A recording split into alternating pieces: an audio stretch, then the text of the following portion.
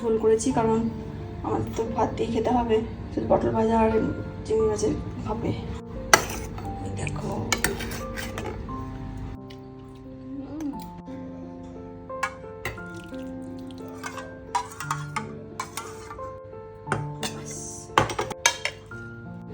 এই হয়ে গেল আমাদের আজকে লাঞ্চ থালি। চিংড়ি মাছ ভাপে, তার সাথে পটল ভাজা।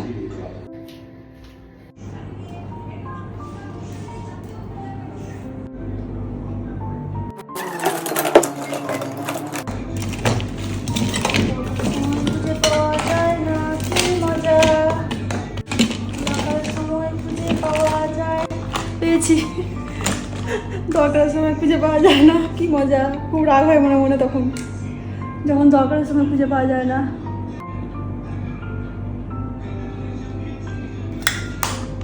I'm ready.